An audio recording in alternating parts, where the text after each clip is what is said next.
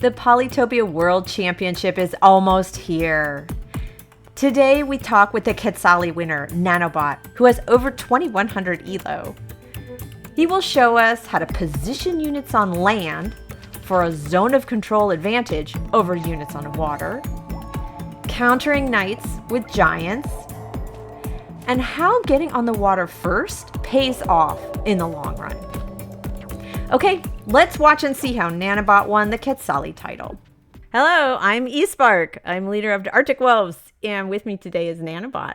Hi, I'm Nanobot, and I am super excited to be representing Quetzali in the upcoming World Championship. Fight! This is an archipelago game. I actually like Quetzali and Archipelago a lot because they start with these defenders and they get into boats, and you have just automatically 15 HP rafts and then rammers and scouts. So I meet them, get some stars, and then I go ahead and pick up organization just to get this upgrade. Swordsman Rune, they're not super useful, not nearly as useful as Tex or stars or whatever. But then I see this Juggernaut over here, and now I'm kind of thankful that I've got this sword. Not only because, of course, it can get some damage in, but also because it'll be zoning, right? So I see some land here, and I know that he can't go through this tile. Maybe he could go around here. I don't really have good vision, but I know that if he tries to come down this little channel, he's going to get zoned by my swordsman, and that's going to take extra time. So I have more time to prepare a defense. And I also see that he's got this scout here. Yeah, and you go for rammers. rammers. I like that you went for rammers. Yeah, rammers are always just like really solid because they have extra defense. But especially in this situation, I see a nice raft that I can hit. I see this Juggernaut coming in. Yeah. I see the scout, and so all that. Go ahead and get an explorer here. You get the lighthouse. Goes backwards. It does get the lighthouse, which honestly is a good thing because it helps me just get one step closer to a giant, and in fact, it lets me get a giant. But this Juggernaut is coming for your city. Yeah, you're on fire. Not only that, you're on fire. Yeah, exactly. I was not prepared. So I thought like, oh, I have this raft zoning. I've got other stuff going on here. He can't come easily down this channel. I thought it would be okay, and he just he recognized and jumped on the opportunity to siege with the defender. And so now I have to quickly come up with an impromptu plan. Very expensive, but I did have just enough stars to put down 2 ports and the Park of Fortune. Wow. So I could pop a giant there, which was very lucky. Uh-oh. Oh, yeah. And so now he's what got is 2 that? bombers on me. What is that projectile coming out of the fog? Is Yeah, that a bomber? All those stars that he collected, I'm pretty sure, went into a couple of bombers here. Yes. So I get shot not once, but twice. Oh, ouch. And that really did a lot of damage to my Juggernaut here. There it is. Whenever someone makes a bomber, the best play is usually to try to go as hard as you can to try to take it out. Yeah. Because it'll just sit there getting recurring value. So no, really they're vulnerable. Those bombers are vulnerable. If you don't put them in a safe spot, yeah. So you move your 2 Juggernauts in, and that disables that bomber. But it looks like you really are able to disable those bombers, and then next turn he resigns. Turns out like this strip was actually really important over here. Because I could just get free value on this port. And so one thing I found in Archipelago is that if you have sort of land access to someone else's port, your win rate goes up by like this egregious amount just because it makes it so much harder for them to get safe rafts and things like that. Like you said, zone of control is it can really have a significant impact in the Archipelago setting. Yeah. Let's do it. Oh my gosh, what's your elo? Yeah, so the elo on this account is 2,115, and it's a funny story. I saw like other people had super high elos. What are they doing? And so I don't know. I thought it would be really fun to get above 2,000 elo. Yeah. And so I've just played a lot of really advantaged matches, and then also like kind of just juiced my elo a little bit before this tournament, just to have a little bit of a psychological edge over my opponents. We did a little series interviewing people who had over 2,000 elo. Like, how did you do it? It's hard. It's a grind. Oh my gosh. Yeah. I mean, funnily enough, I don't want to ruin my elo now, so I actually have I play most of my practice games on my computer because this is my phone and my Challenger mode account. Got it. No, I get it. No, and a lot of people have like a practice account and like their real account. Yeah. So there were a few more group stage matches, but I do think the ones against Ghwaejuh were Yeah, actually let's go there. a better display. Ghwaejuh is a former Arctic Wolves. He was on our team for a while, but then he left to go make his own house. So I still have a very fond place in my heart for Ghwaejuh because he was on my team for a long time and he's doing great on his own team now. So yeah, turn 0, I ended up going for the lighthouse and get the turn 0 upgrade. Yeah. Get organization, of course, for the upgrade, because I also see that since I had 4 fruit, that plus the lighthouse gets me to a level 3 capital. Yes. Which is just super important. It's so great. It is at the cost of early expansion. And so this is something I had to practice a little bit to figure out how to play this, but you'll see that I end up taking early economy in order to eventually go for quicker expansion later on. Yeah, it's a trade-off. It's a trade-off. Some people are like, no, go for the expansion, but you're like, no, I think I want the economy here. Yeah. And this is something I've also noticed a lot after practicing Quetzali a lot more, is that since they are not a turn 0 tribe, the turn 1 upgrade is actually really helpful, because when you're delaying capturing cities, your tech costs are pretty low. And so if you end up needing to do something like going climbing, mining, smithery, that is so much more achievable if you do actually the turn 1 upgrade rather than the turn 0 warrior. So yeah, I'm preparing to buy a lot of techs basically when I go for this opening.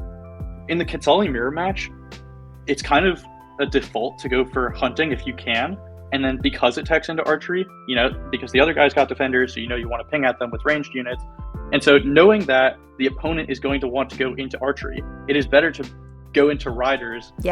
Or like it is helpful to go into riders preemptively, because they'll start making archers without knowing that you have riders, and then you can get a lot of value. Because you're anticipating, if you can counter their archers with your riders, that works well. Yeah, we'll see how it plays out, right? Okay. Like after I get the Explorer, I can see that this level 2 city has a workshop. You can kind of see it on the city there. And it also is making 4 stars per turn. I also see this as a workshop as well.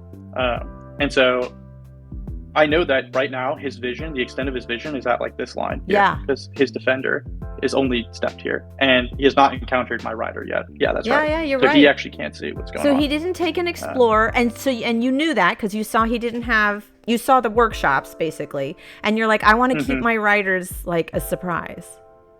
Yeah, basically. Ooh. I'm super excited to see that he went for archery here, because that's the trap. Yeah. He fell into the trap. Yeah.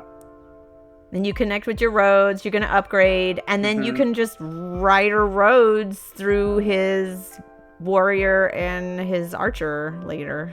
I'm telling you. It actually allows me to expand this faster. map really wants to be a drylands map. Yeah.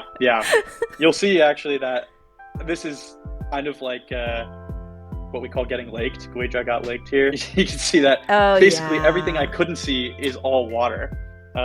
So yeah, the map generation was very kind to me, and since I beat him over to the east, then that's where all the cities in action he did. Ghwaejuh got laked. He had nowhere to expand, and you had more space to find villages. Yeah. So it was definitely advantageous map generation. And then I decide, just to speed things up, I'm gonna slap down both these monuments and get a giant right now. Get a giant right on his border, and he's and he's not gonna be able to siege that. And so now, his next best option is to try to cloak me, I guess, because I've got this upgraded city. He just gives up. That was game 1 against Ghwaejuh here. Fight. Whenever I have an excuse to go climbing as well, I also go for climbing. Okay. Especially because, once again, Quetzali has very good mine rates, and a lot of games that I've played, I end up just going for mining and smithery to get giants. You got a couple really good forge spots here, and I'm going to need hunting anyway, but climbing is good for vision, and because I know that eventually I might want to tech into mining and smithery. Find a ruin, and I find the opponent, which is a little bit concerning because he's already in the center of the map. I end up getting an archery ruin, which is just super helpful because he's already on my territory. Very nice. He's got his defender here, which I don't want to send, melee units into his defender. And so the archery ruin is, probably the best thing you could have asked for here. Archery's great. And also, since I have all these forests in my second city, it's going to be just lots of defense bonuses for me. Yes. So gets the defense very, very bonus fortunate as well. Cool. now I get my archers in range, and I see he went riding. Yes. Maybe because of the last game. Yes, this is like the opposite of the last game. Exactly. Yeah. He didn't want to get burned again with the rider, so he went riding himself, and I went for archery, I guess. Well, I got lucky with the ruin, but yeah, archers versus riders once again. There we go. But this time, I think I've got a much better defensive position, right? And he's going to be attacking into me. So in that sense, it's, I think, more advantageous for me to have a front line of defenders and then a back line of archers. Absolutely. That's really textbook. Defenders in the front, archers in the back. That's the way to do it.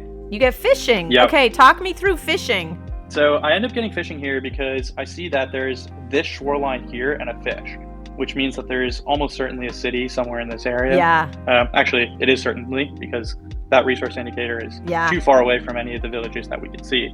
So I want to go for that, and I also want to explore whatever is up north over here. And in general, you want to be sort of first onto the water to establish your naval presence early. And I've lost so many games just from ignoring the naval for too long. So I thought I'd get onto the water early.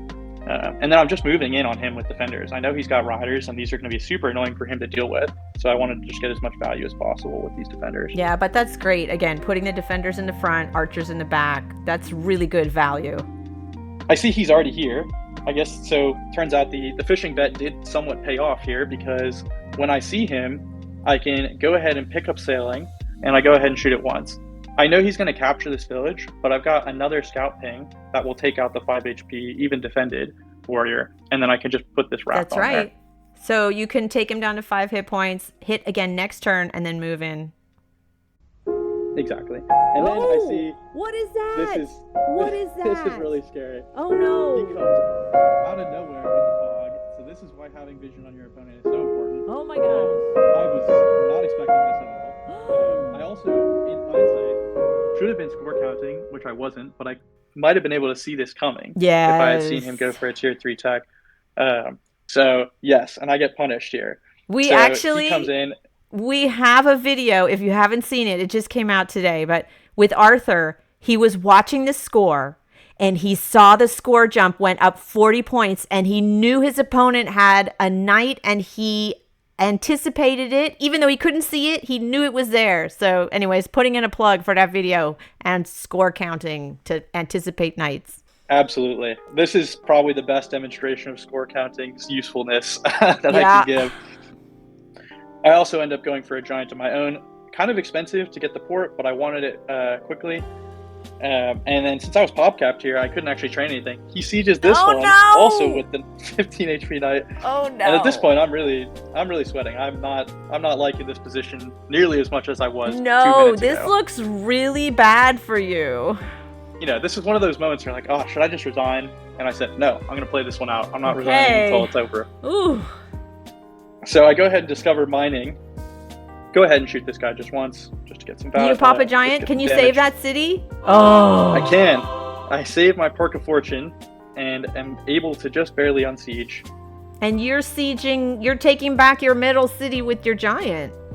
Luckily, the climbing is doing great, and the fishing allows me to just get a pretty good explorer. And I can see his capital. I can see all these knights coming in. Unfortunately, it means I can also see what's going to happen here, which is that he's got more than enough firepower to take out this giant. Oh, yeah.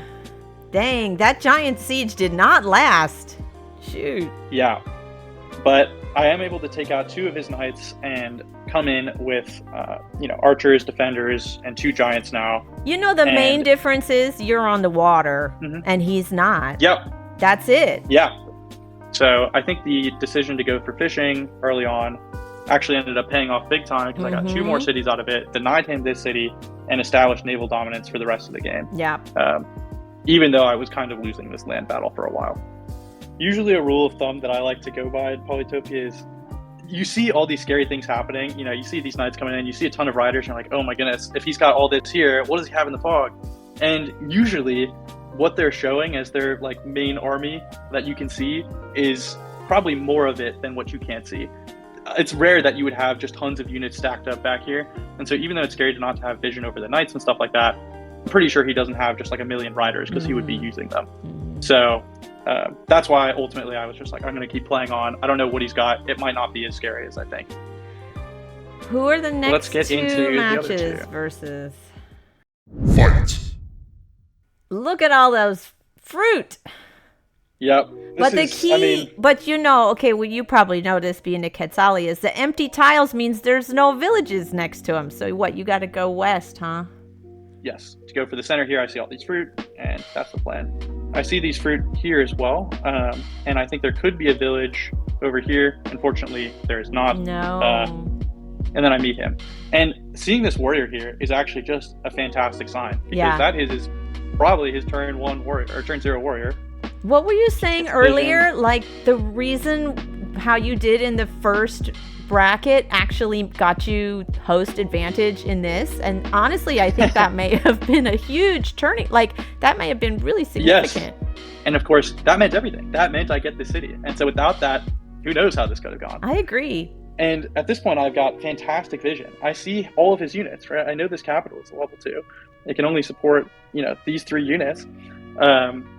And so I see that also we've got resource indicators up north. And so now I'm going to try to make a beeline up there. There's got to be a village up there. Okay. And he sees the writing on the wall, and that's it. It looks like he resigns. Yeah. I go ahead, and I know that there's probably a city up here. So I go ahead and explore with the warrior, hit kill, and then bounce. And that's just devastating. So he's going to be stuck on 2. I've also got probably the rest of the map going on here. And he can't make any squishy units like riders or archers without me just turn 5. That was a quick game. Yeah, that's the benefit of host advantage. So that was a quick one. Fight. All right, so this is the last one. This is for all the marbles. Yeah, we can go to the final, and this is quite the game. Okay. So this was the longest game I played in any World Championship qualifier. How long did this last? This was, I think, 34, 35 turns. And it took a while, like an hour and a half. Oh my gosh. 30 plus turns in over an hour. You got to have endurance for this. But this is everything on the line, right? You get second place here, you get nothing. Everything is on the line, and it comes down to just who can clutch it out in this final game. You're going to get a ruin. That could be good. Oh, population. And it is good. Go ahead and get mathematics. Why did you get math? It's going to get me even more giants. And specifically this one here in the front lines is going to be Do you have a good sawmill spot? I don't see a good sawmill spot. Well, it's not great, but it is a level 2. So I can get 2 population here, hunting plus a forestry, plus a lumber hut. And then I can get these 2 lumber huts here, and then a sawmill here, and that's exactly enough. Okay. This was a misclick. This does not need to be an explorer. You did not mean to get an explorer there? Oh, okay. Yeah, no, it was, this is a live game moment. Okay, here comes the other giant, right? Yeah. Giant number 2, yeah. So you've got 2 giants. I don't know, if I was PewQ, I'd be a little nervous. Oh, he also takes math. Look at that sawmill. Oh, but he has a nice, what is that? A level 5 sawmill, dude. That's right. Yeah. So his sawmill spots are, I would say, much better than mine. Yes. And we're going to see later on in this game, that translates to something else, which can be pretty scary for me. I'm guessing markets. I'm seeing markets in the future. And we both see that we've got giants, and so we both are going to get catapults. That's right. And so we're going to stare each other down with catapults here. Oh, here's your fishing. And then I go for fishing again. Yeah, well, it paid off for you before, so I get it. While you're like, I learned. I'm going to do that. Yeah, so now we're just going to be really attacking each other with these catapults. I move my giants back. I know that I'm not going to be able to No, and you take can't the city. break He's got through. So much. You've got catapult. You got 3 catapults. He's got 3 catapults. You're not going to break through. So yeah, honestly, going on the water makes a lot of sense. We both got catapults, and we're both thinking about going knights. But I see you're making headroads on the water. Yeah, so down south, I've actually stolen this ruin from him, which is great. And then I also see that he's got this city over here.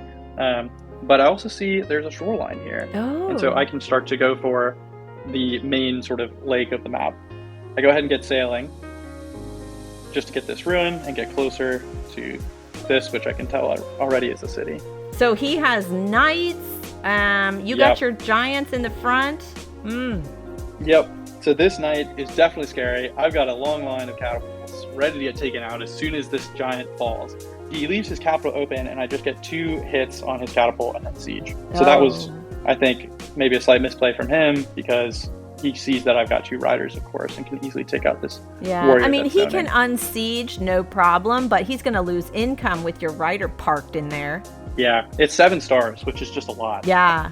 You move your giants Right. up, thinking that's going to protect from the knight. Mm-hmm. And he comes in with another knight, and then clears all these with Oh riders. dear. Oh no. Oh no. Yeah. And then he completely just takes out all of my catapults in one fell swoop. Oh. And so now I am really scared here. So yeah, he's moving in. He's got catapults on this city. He's got knights coming in. And I am just hanging on for my life with this city here.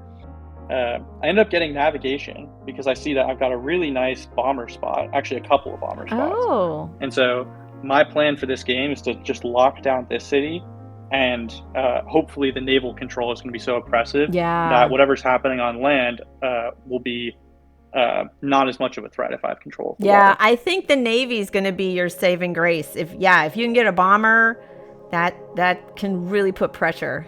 I see he's got 2 cloaks coming in now. Oh so no! The problems for me are just mounting. It's just more and more problems that I have to deal with. He's got tons of catapults here. He's got lots of riders, lots of knights and cloaks, and so I'm staring down a lot of tier 3 units all at once. Not to mention these 2 giants that are sieging this city. So you're getting knights kind of in a response to that? Mm-hmm. Exactly. I know he's going to start cloaking my cities, so I got to prepare. So he's got units that are zoning me. This giant is zoning this tile, and these 2 units are zoning, basically this entire line. And this defender is also zoning, so I have to figure out a way to sneak through here. And so I end up using the splash damage from my giant to damage this guy. End up killing both those units, and then rode right through and take out 3 of his disembarked your units. juggernaut. Oh, that's cool. Mm-hmm. Yeah, you're changing the momentum now. And that bomber is getting so much value. Dang. So this was a very tense moment in the game, actually. So he's got this giant here, and he's got this knight here, and he's zoning me all sorts of ways. And I am very afraid because I just made a catapult. All my squishy units are back here. That knight can just plow through all those riders and siege your capital. Dang. And this was actually a PolyCalculator moment because I wasn't sure, do I have the units to take this out and do everything else that I want to do? So I should also note, I was under extreme time pressure, so I think I used most of my turn on PolyCalculator just to try to figure this out. Ended up kind of giving up after I realized, like, okay, there's a million ways that this works, so I'm just going to go with what feels good. Okay, we got to put in a plug for PolyCalculator. This video is brought to you by PolyCalculator. You don't know what can kill that giant, how many knights, how many catapults you need? Just ask PolyCalculator and never wonder again. Got to do that. Exactly. It gave me the confidence I needed to know that I had all the units that I needed to excellent. To take out this giant and all these problems. So you want to get that knight. You're like, I got to get that knight. Mm-hmm. There it is. Oh, now wow. I can take that out. Oh, look, there's a little eyeball. So you were like, there's a cloak up there. Which is definitely scary. Because I know it's coming for one of these cities here. Mm-hmm. And you get diplomacy. All right, you're going to get your own cloaks? Yeah, the plan is to get cloaks and try to cloak from the water, get this city, because I see this border growth. And that would be pretty helpful to get that. And also it might spawn daggers here, which can't be easily chained through. So that was the plan. I also siege here, which is super annoying for him. Oh, but also he's got markets now. He's got this nice little There we market. go. I was waiting for the markets. I see the markets come up, and I'm sweating because I've really hosed my ability to go for markets here. And so even if I wanted to, there's really no good market spots for me now. This was a critical moment in the game. Okay. But these catapults are out of range. So these can only help take out these defenders. But it seems to me like you might be able to take out this defender at great cost and run this knight around, and this knight around, and then this knight, and have 3 knights, and that would be enough to unsiege. But luckily, he does not see that. And then I'm able to actually take the city back against all odds here. There's the first cloak. So actually, I land this cloak here because I know that his defender is going to be able to see it, and he can probably sniff it out. but he doesn't have the unit actually to completely kill it. He'll just detect it, and then I'll go hide, and then I'll cloak again. That was the plan there. Unfortunately, that plan does not work. It does not work. he detects it and then brings his knight over and kills it. Okay, never mind. I thought it was clever. It was not. But I do put a cloak there, and this is actually not detected, and so I can finally get one cloak attack. So you're able to cloak that city, get a bunch of daggers, and again, those bombers, dang, they are earning their keep. The bombers, they saved the game. They were really just, I think, the most instrumental units that I have. Man, all this back and forth with the knights. Look at that knight just clearing out all the daggers. Wow. This is one of the hardest end games to play, is this sort of degenerate knight end game where a lot of the giants are gone and you've just both got knights and a million roads everywhere. It's super hard to anticipate what your opponent's going to do, because you have to count on zoning and all the possible movement options and pushing if he makes a giant and pushes. So look at his star count. He's got 134 stars. Dang. These markets have been paying off. He can only make at max 4 8-star units a turn, and he's making tons of cash. He has so much money and he has nothing to spend it on, so he finally gets a port, huh? Exactly. He gets a port. Not only does he get a port, he gets fishing, and then he also gets ramming and aquatism and makes a defended rammer here. Oh my, wow. So yeah, he goes, because all he's got is this one port, so he's got to put in the best unit he can, and so the defended aquatism rammer is just that. And I see this and I say, no, you're not getting into the water at all, and I just make another bomber and just shoot it 3 times. And so he gets the message now that there's no way he's going to make a foothold in the water unless he puts a giant in there. No. And even the giant will just get shredded after 2 turns. Yeah. So he knows at this point that he cannot make any progress on the water. No. It's over. I also put my cloak here because I know that he's just going to sniff it out if it's on land, but I wanted to kind of throw him off psychologically. And this is the critical moment. We've both been playing for an hour and a half, not just an hour and a half of gaming, but an hour and a half of gaming under time pressure. And he makes a critical mistake here. Oh, what happens? So he has started to make swordsmen because they're his, I guess, best unit that he can start to make. But he leaves a very, very, very devastating knight chain. And I can just come in and clean up, I don't even know how many stars worth of units, but his entire army. But it really was the weakness of that sword, and you were able to chain through it, and then all those other units. Yeah, and he gave up. That was the final knight chain, because he sees that his army's gone. Wow. So that was a grinder of a match. What a marathon of a game. But again, those bombers coming in clutch. Well, congratulations on your Quetzali title, and good luck to you in Stockholm. If you get that far, we have to do the face-offs first. So I'll say good luck to you in the face-offs, and feeling good. Thank you. Yeah, I'm definitely excited for the face-off. I'm gonna be practicing a lot of Quetzali, so you'll see me in the public lobbies playing exclusively Quetzali for the next few weeks. All right. Thanks very much for taking the time to talk us through it. Absolutely. Thanks for watching. Please like and subscribe for more pro Polytopia action. Join our Discord and come play Polytopia with us. A link to the Discord is in the description. Take care. See you on the next one.